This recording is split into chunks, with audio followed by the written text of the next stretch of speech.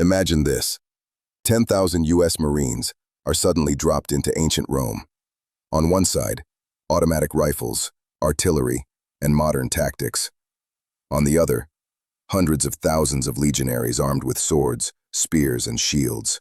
Who wins? At first glance, this seems obvious. Modern weapons should crush ancient armies instantly. But here's the problem. History isn't decided just by firepower. It's decided by supply lines, terrain, morale, and politics. And once you factor those in, the battle gets complicated. The Marines have M4 rifles, machine guns, and artillery. Against swords and shields, the kill ratio would be staggering. Hundreds of Romans could fall before they even reach Marine lines. Roman formations, like the testudo, were brilliant against arrows, but useless against automatic fire and explosives. In the short term, Marines absolutely dominate. But Rome wasn't just one city. It was an empire with a population of 60 million. The Roman legions could eventually muster hundreds of thousands of soldiers. The Marines? Only 10,000. Once they run low on ammunition, food, or medical supplies, things shift dramatically. Modern militaries rely on constant resupply. Fuel, bullets, medicine.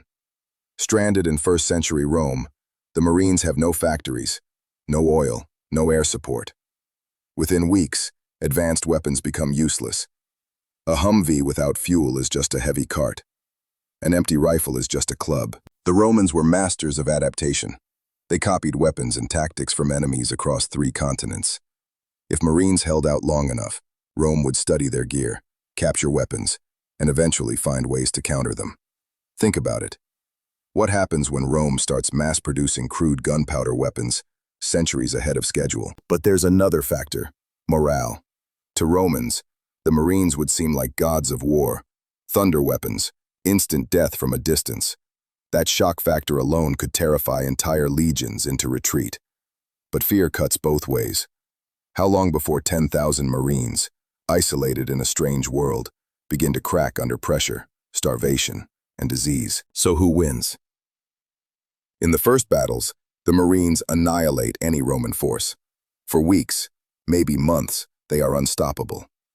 But over time, Rome's endless manpower, political will, and adaptability grind them down.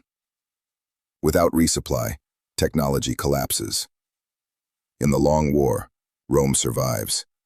And maybe, just maybe, comes out even stronger, armed with knowledge stolen from the future. So, could 10,000 Marines conquer ancient Rome? For a moment, yes. Forever? Number. The empire bends, but it does not break. But what if the reverse happened? What if an entire Roman legion was dropped into modern warfare? That's a paradox for another time. Subscribe and we'll break it down.